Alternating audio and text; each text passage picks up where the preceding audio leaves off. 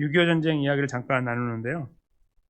전쟁이 한창이던 1951년 1월 1.4후 때 이제 1.4가 1월 4일이잖아요. 51년 1월 4일. 1.4후 때 이제 그 전세가 막 뒤집어지고 이런 상황 속에 아시는 분 아시지만 영하 20도에 30도로 내려가는 강추위가 몰려왔어요.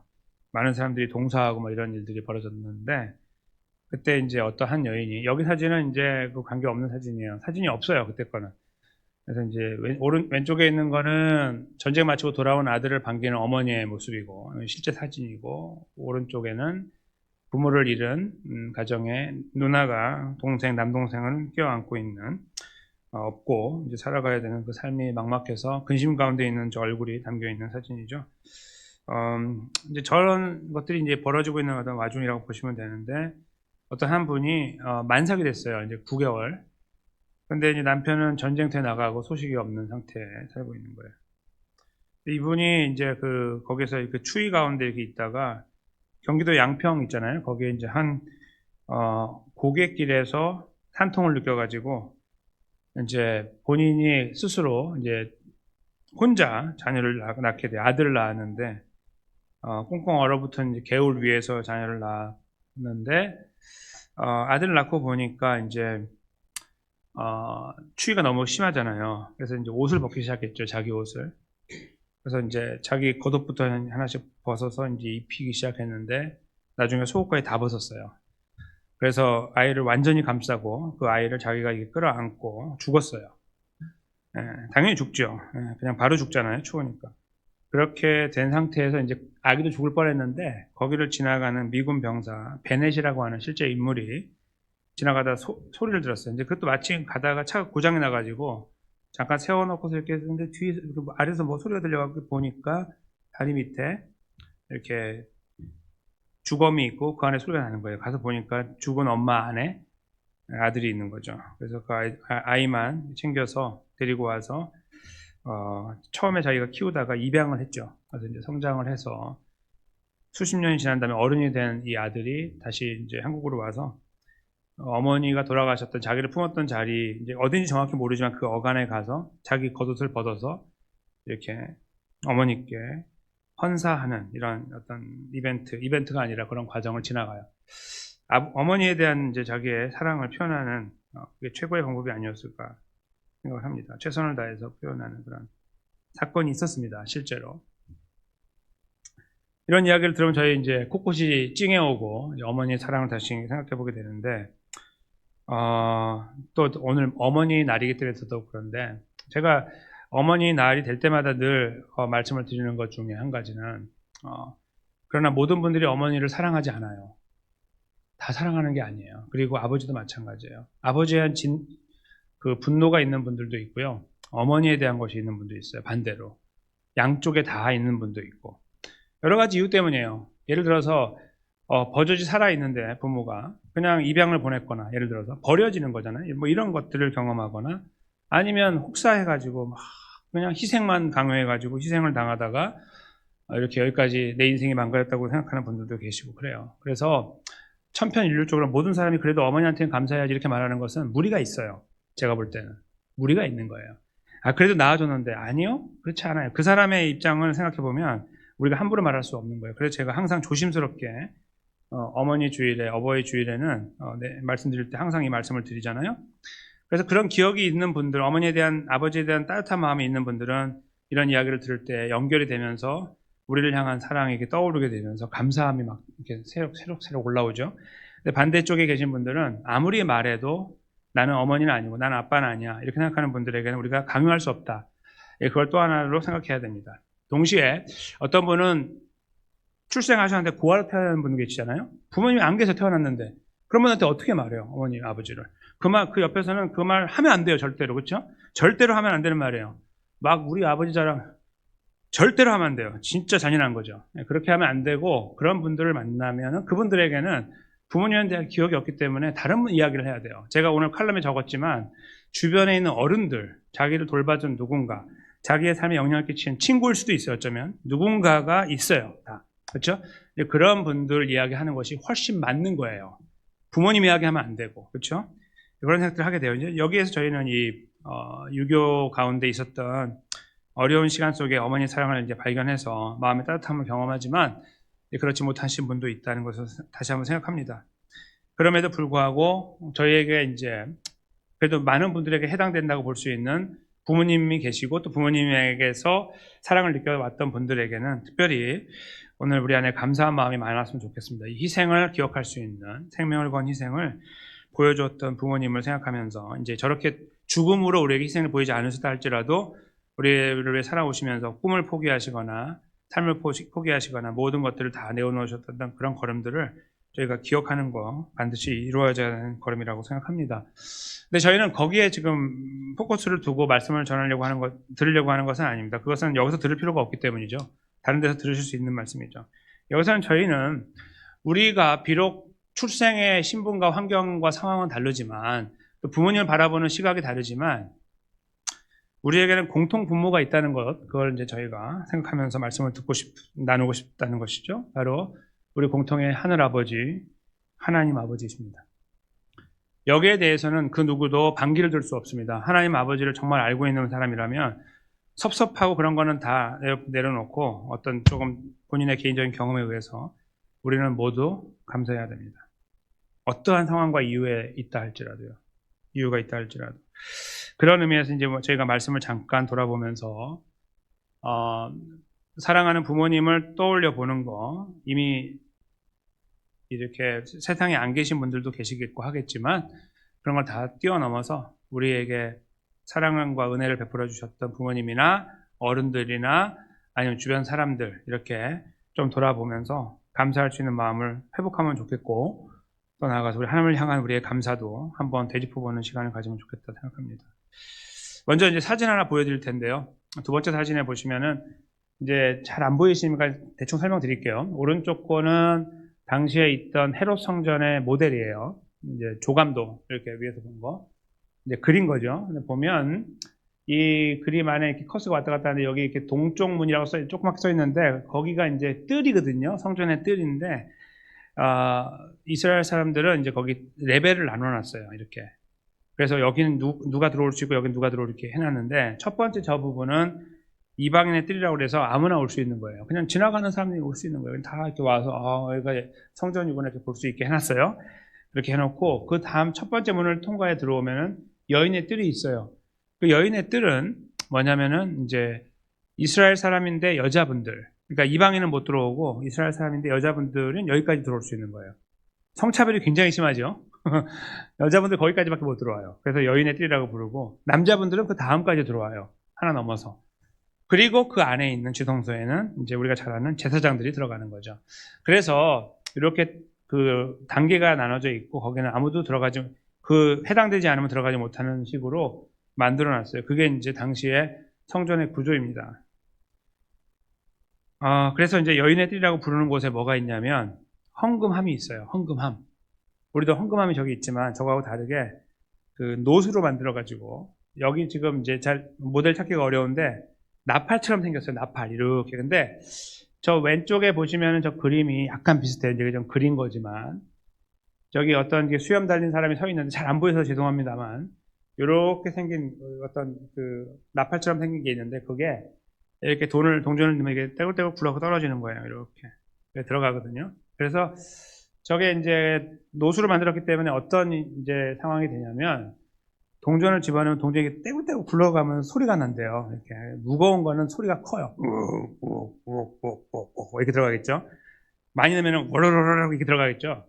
그리고 작은 거 집어넣으면 이렇게 들어가요. 사람들이 소리를 듣는다 그래요.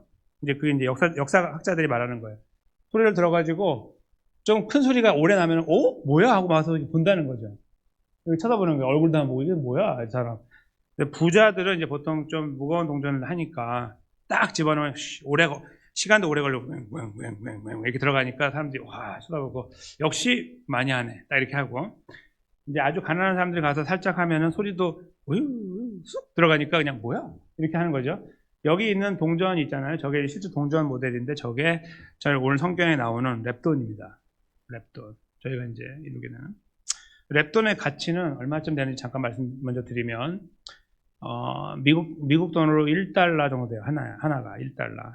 그러니까 그 데나리온이라고 아시죠? 데나리온은 로마 화폐인데 데나리온은 한 사람의 남자가 노동을 해서 노동자가 버는 돈이 노동자가 노동을 해서 버는 하루 품삯인데 뭐 미국에는 옛날부터 100불이었지만 수십 년 전부터 지금도 100불이라고 하는 게 좀 마음 아프지만 100불 좀 넘는 데는 한 150불 이렇게 받잖아요. 그쯤이라고 치면 한 128불로 해볼게요. 중간 128불이면 정확하게 1불이에요. 왜냐하면 데나리온의 128분의 1이에요. 이 랩돈이. 랩돈은 돈도 아닌 거예요, 당시에. 물론 그렇게 말하면 안 되겠지만 다른 거에 비하면 아무것도 아닌 돈이에요. 그게 이제 여기서 말하는 랩돈인데 그 랩돈 2개를 가지고 이제 한 여인이 등장하는 거예요. 그게 오늘 본문의 이야기입니다. 그렇죠? 근데 말씀적 그림이 비슷해요. 오늘 이 말씀하고 좀 이렇게 수염 하얗게 있는 사람이 키도 크고 뭔가 가지고 있는 사람처럼 보이는데 이렇게 황금이라고 하는 걸 집어넣는 것처럼 보이고 그 옆에서 키가 작고 없어 보이는 한 여인이 동전을 집어넣었던 그런 그림을 그려놓은 거라고 생각하는데요. 저런 일이 벌어진 거예요. 잠깐 이제 말씀으로 들어가서 보시면 이렇습니다. 예수님께서 눈을 들어 부자들이 헌금 넣는 것을 보셨어요.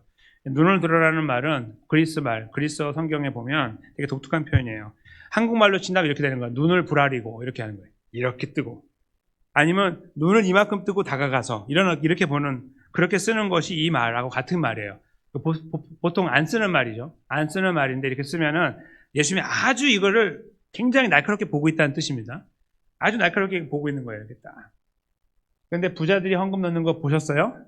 그리고 똑같은 자세로 또 보는 거예요. 또 어떤 가난한 과부가 2랩돈 넣는 것을 보셨다. 이제 이렇게 2가지를 보신 거예요. 아까 그림처럼 보신 다음에 말씀을 하시는 거예요. 내가 참으로 너희에게 말하노니 이 가난한 과부가 모든 사람보다 많이 넣었도다. 이렇게 말씀하십니다. 아니잖아요. 적게 넣었잖아요. 2불 넣었거든요. 2개 넣었으니까. 저쪽에 금화 같은 거 넣으면 일단은 저거 데나리온 넣었다고 쳐보세요. 한 몇 개 넣을 거 아니에요.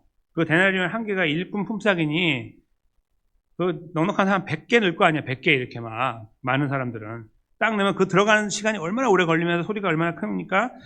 근데 당연히 그가 있는데 예수님 말씀은 달라요. 이 가난한 과부가 모든 사람보다 많이 넣었다 이렇게 말씀하는 거예요. 그런 다음에 이유가 마지막 절에 나오죠. 왜냐하면 저 부자들은 그 풍족한 중에 헌금을 넣었다. 만큼 있는데 여기 이만큼 넣었다 이거예요. 과부는 가난한 중에 자기 가지고 있는 생활비 전부를 넣었기 때문이다. 이렇게 말씀하는 거예요. 여기 굉장히 애석하죠, 분위기가. 그렇죠? 그리고 마음이 좀 무거워요.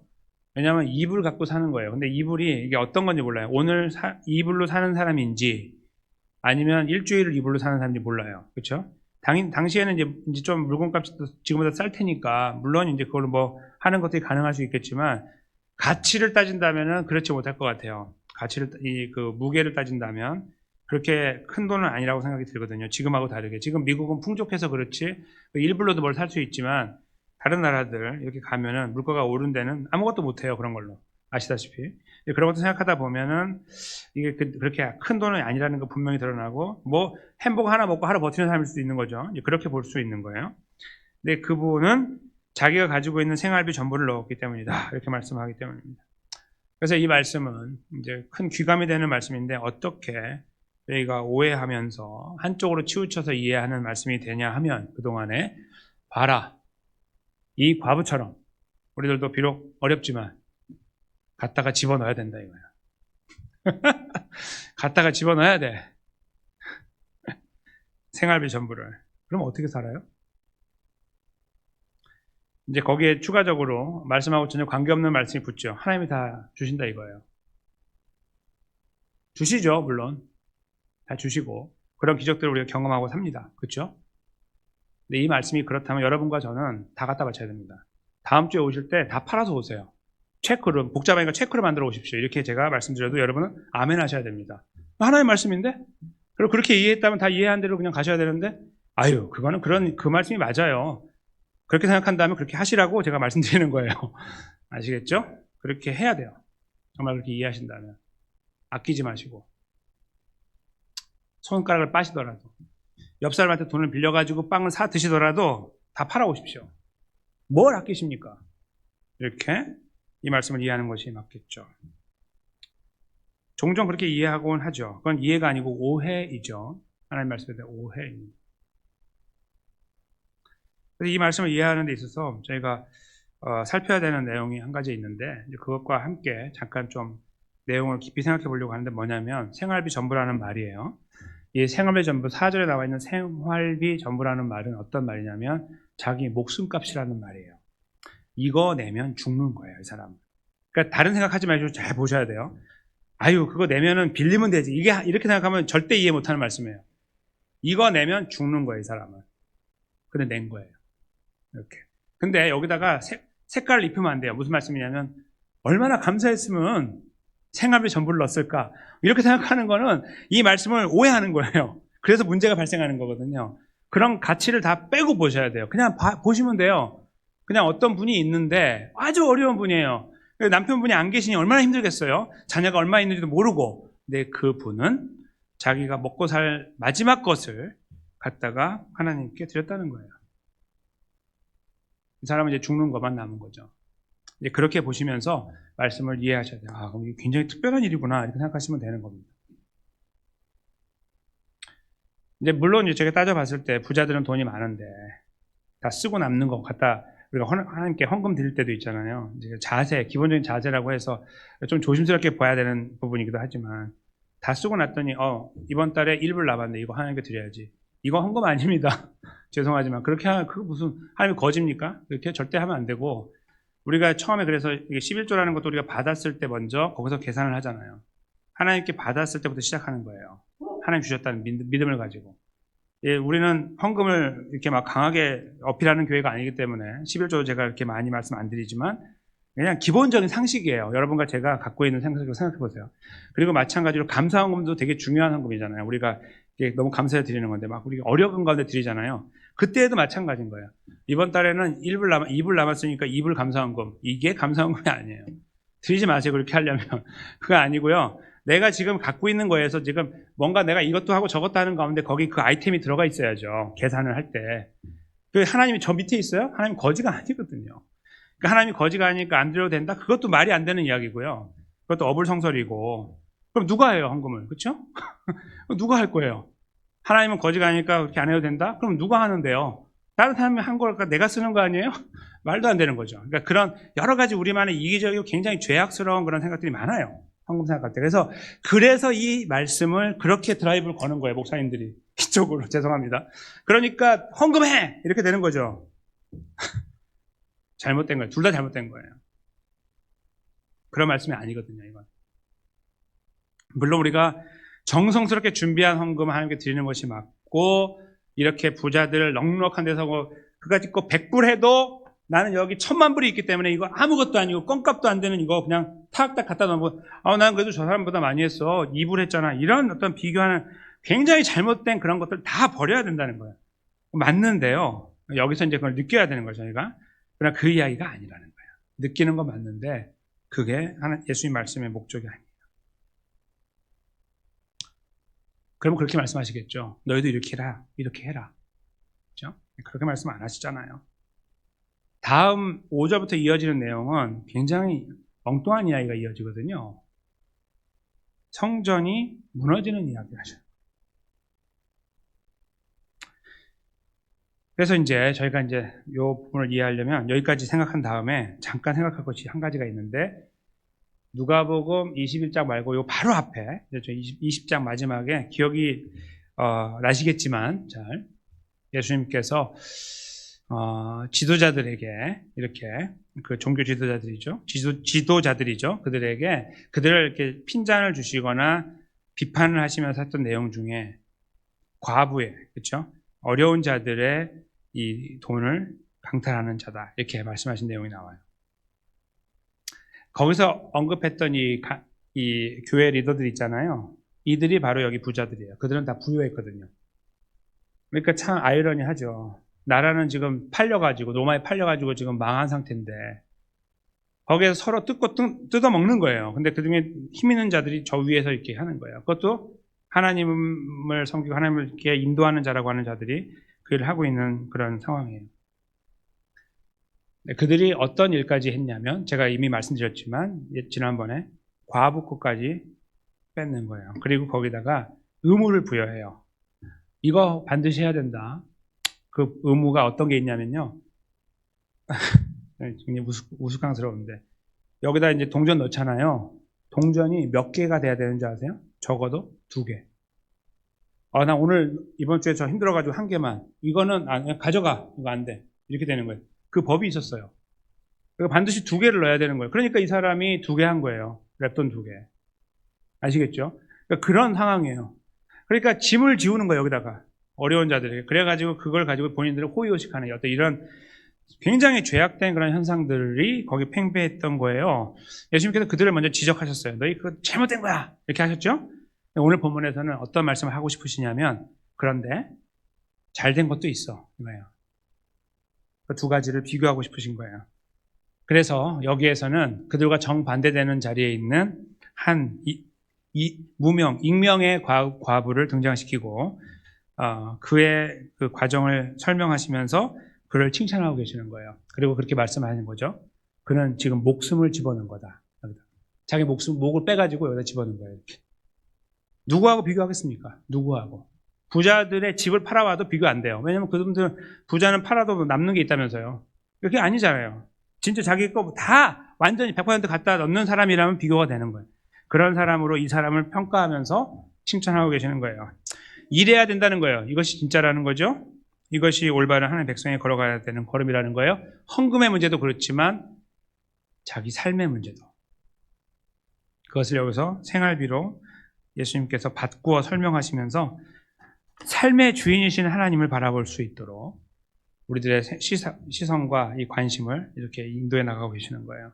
헌금의 문제가 아니라 우리들의 삶의 주권에 대한 문제를 언급하고 싶은 거예요. 이 헌금을 들여서 이거 갖고 뭔가 하나님하고 거래하고 뭐 이런 것들 이야기하는 게 아니라 이 생명의 주인이신 하나님을 바라볼 수 있도록 하신 거예요. 그게 이제 여기에서 말씀하고 있는 내용이 되는 거예요. 그러니까 앞부분에서는 그렇지 않은 잘못된 사람들의 걸음을 하나님 예수님의 편에서 비판하시고 그러나 이렇게 걸어가는 자들은 하나님 예수님께 칭찬하심으로 하여 이 길로 가야 된다는 것을 저에게 말씀하고 있는 거예요. 즉 우리의 생명의 주인이 하나님이심을 매일매일 이 헌금과 더불어 고백해야 되는 거예요. 우리가 하나님께 뭔가 드리는 자리가 있다면 이 액수에 관계없이 이것이 우리 하나님만 아시죠? 이게 정말 어디서 나왔는지, 이게 저 끝에서 나온 건지, 다 쓰고 맨 밑에 나온 건지, 아니면 여기서 나왔는지 하나님 아시잖아요? 그 하나님 앞에서 우리가 하나님 앞에 그렇게 올려드리는 이 과정을 통하여, 그렇죠? 우리는 하나님의 주인 되심을 인정해 나가는 거예요. 그것이 여기서 저희가 반드시 이해해야 되는 내용이 됩니다. 많고 적음의 문제가 아니라 진실함의 문제이죠. 자기 생명의 주인이 하나님이심을 고백할 수 있느냐의 문제가 되는 것입니다. 저희가 이제 어떤 물건을 사다 보면요, 물건이나 이렇게 큰 귀한 걸 사다 보면 이제 돈을 많이 쓰잖아요.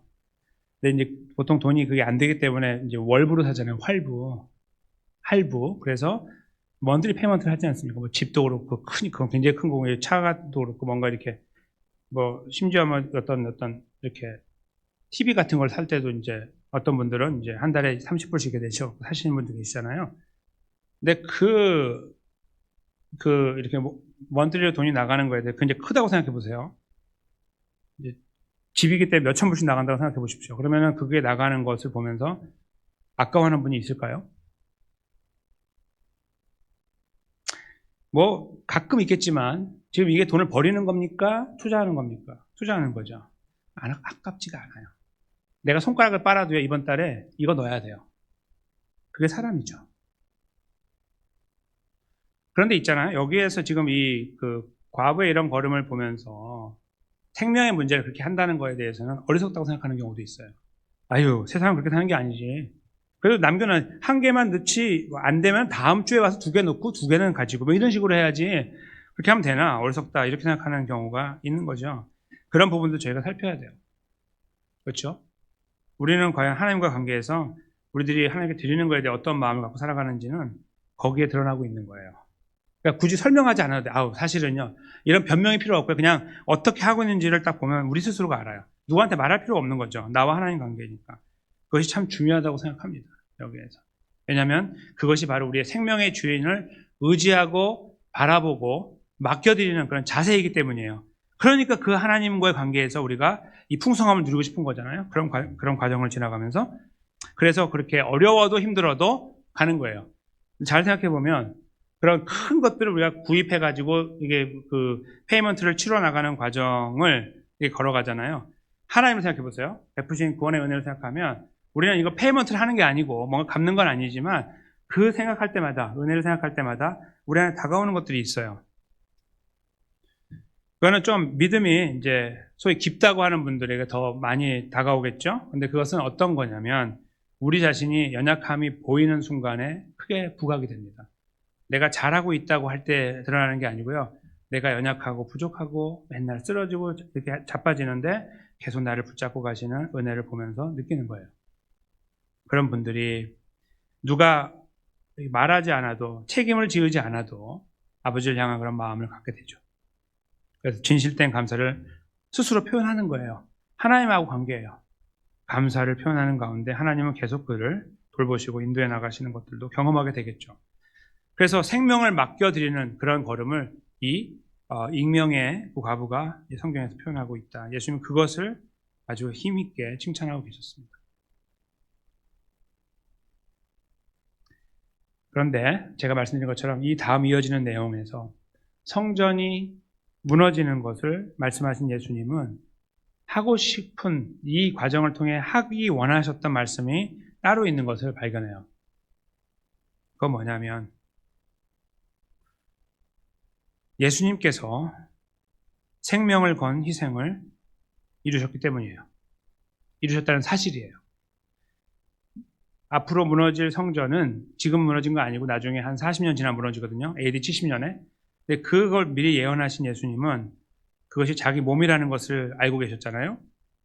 즉 앞으로 하루 아니면 이틀 사이에 돌아가신 예수님께서 자기 몸을 두고 성전을 헐으라고 말씀하신 거예요. 저희가 잘 알고 있는 것처럼. 즉 예수님은 이 두 번에 하나는 비판하시고 아주 강하게 하나는 칭찬하시는 과정을 통해서 예수님의 길을 보여주신 거예요. 모든 사람들이 박수치고 귀를 기울이고 존경의 눈을 쳐다보는 어떤 그런 걸음을 예수님은 옆으로 치워놓으시고요. 거기서 그게 어떻게 왔는지 아시니까 다 거짓말이고 다 욕심 덩어리이고 그렇죠? 그런 것들이 다 거기서 이루어지고 있는 거 그거 하는 거 아무 의미와 가치가 없다는 거 알고 계신 예수님 다 치워버리고 나는 사실은 말이야 이렇게 하기 위해 왔어. 그걸 이 과부의 이야기 걸음 속에서 나타내고 계시는 거예요. 과부는 완전하지 않고 하나님이 아니에요. 그도 죄가 있는 사람이에요. 그래서 이 하나의 과정을 통해서 그는 위대하다라고 말할 수 없어요. 그렇죠? 예수님은 이 하나의 과정을 통해서 내가 앞으로 죽을 건데 이렇게 죽을 거야. 이렇게 아무것도 가치 없는 내 백성들을 위해서 아무것도 할 수 없는 내 백성들을 위해서 난 이렇게 죽을 거야. 그 앞으로의 걸음을 보여주고 계신다는 거예요. 헌금하라 마라가 아니고 그것이 오늘 본문에서 저희가 반드시 이해해야 되는 내용이에요. 그래서 여기에서 보여주고 있는 생명을 건 희생을 누가 한 거예요? 처음에는 과부가 했죠. 자기 목숨을 던졌으니까.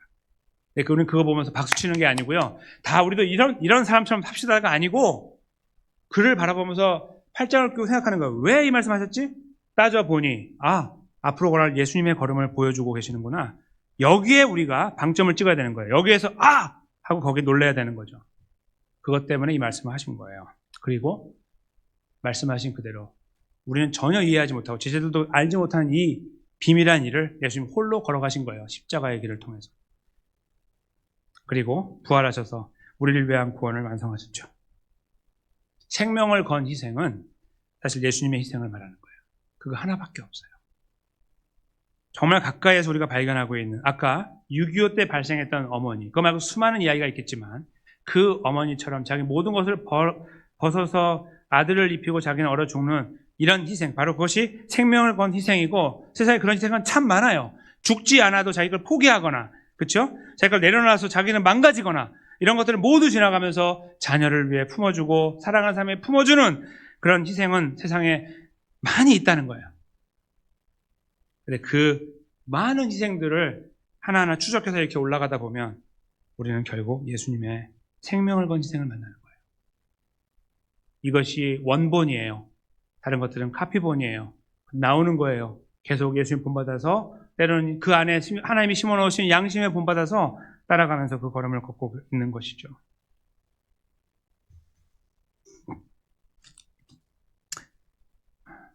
아까 그 6.25 이야기에서 그 아들은 아직 막 태어나가지고 지금 착한지 악한지 모르잖아요.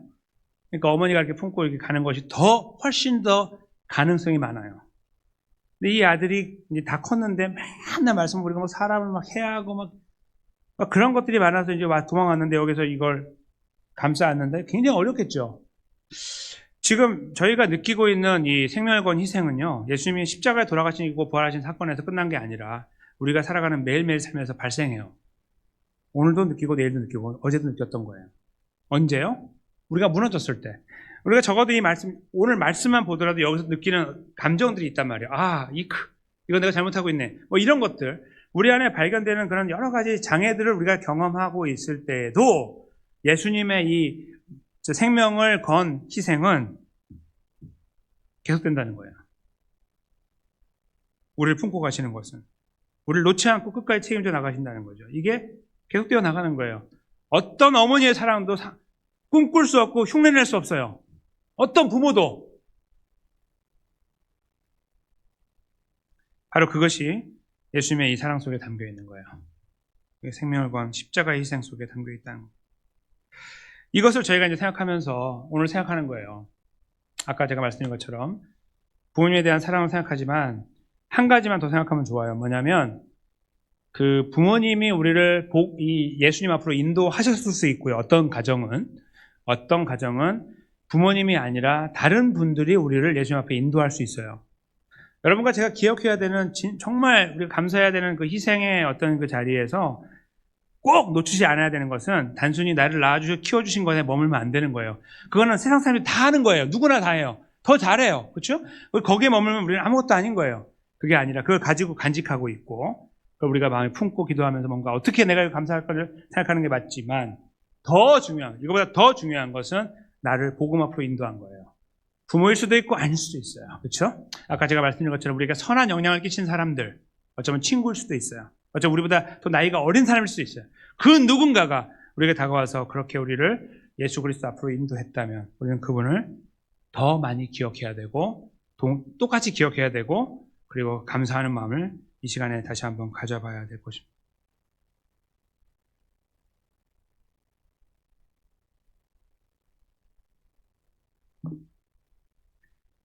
감사를 한다면 맛있는 거 사드리고 좋은 거 사드리고 뭐 이런 것들을 생각하잖아요. 좋은 방법이에요. 당연히 그렇죠. 그리고 아까 그 대상이 부모가 아니라 할지라도 나에게 선한 영향을 끼쳐서 가뜩이나 그리스도인답게 살려고 발버둥치다가 무너지는 분들 보면서 이해는 되지 않았지만 지금 생각하니까 참 이해가 되고 참 고귀한 분이었다고 생각하는 어떤 그런 분들을 기억하신다면 우리가 어떤 것으로 보답할 수 있을까요? 뭐 맛있는 거 사드리고 좋은 거 사드리는 것도 가능하겠지만 어떤 게 있을까요? 부모님 사랑도 마찬가지입니다.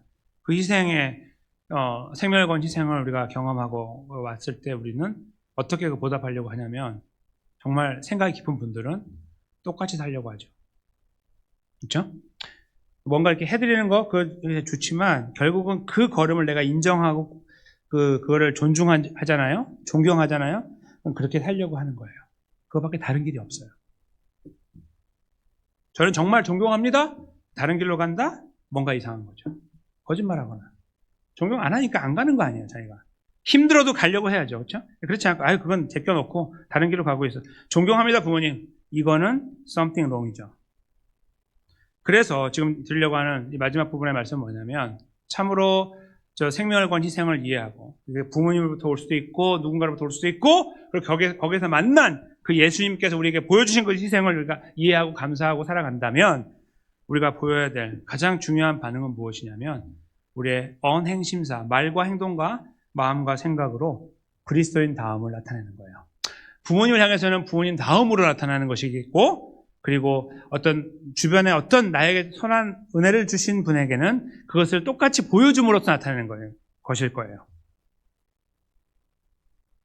그렇다면 우리 주님을 향해서는요, 주님이 가신 길을 따라감으로써 부모님이 보여주지 못한 거, 부모님 못 보여주세요. 그거. 그 누구도 내 주변에 아무리 가들리한 사람이라고 해도, 아무리 경건한 사람이라도 보여주지 못하는 그거, 예수님 홀로 가신 거를 바라보면서 묵상하는 거예요. 그리고 그것을 위해 기도하는 거죠.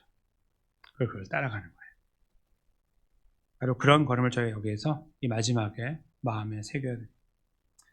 그래서 사도 바울을 통해 하나님께서 에베소서에 이런 말씀을 기록하시죠. 예수님 걸어가신 걸음을 기억하는 것은, 감사하는 것은 따라가는 거예요. 저희가 이 말씀을 잠깐 읽고 이 말씀을 마치도록 하겠습니다. 에베소서 5장 2절 말씀인데 한 목소리로 읽겠습니다. 그리스도께서 너희를 사랑하신 것 같이 너희도 사랑 가운데서 행하라. 그는 우리를 위하여 자신을 버리사 향기로운 제물과 희생 제물로 하나님께 드리셨느니라. 아멘. 그냥 지나가 100번 읽어도 어떤 의미에서 우리에게 다가오지 않아요. 잘 생각해 보면서 읽어보세요. 이게 무슨 말씀인가? 왜 이렇게 하냐면, 왜 그리스도께서 우리를 사랑하신 것 같이 우리도 서로 사랑 가운데 거해야 되냐면, 이 사랑은 그냥 I love you 이게 아니라 우리가 무너져야 되는 어떤 그런 걸음일 가능성이 되게 많은데, 왜 거기에서 우리가 왜 나만 어떤 경우에 나만이라고 생각할 수 있는 그런 걸음에 우리가 이것을 의미 있게 받아들여야 되냐 하면, 그는 우리를 위하여 자신을 버리고 향기로운 제물과 희생 제물로 하나님께 드리셨기 때문이다. 우리가 질문하고 있는 걸음을 예수님이 가신 거예요. 이렇게 하면은 안 되는데요. 그 길을 똑같이 가셨어요. 이렇게 저 앞에서. 그래서 그 사랑을 알고 그 희생이 담겨 있는 그 사랑을 알고 있다면 우리도 함께 그 길에 대해 존중히 여기며 그 길을 걸어가야 되는 것이 아닌가 생각하는 겁니다.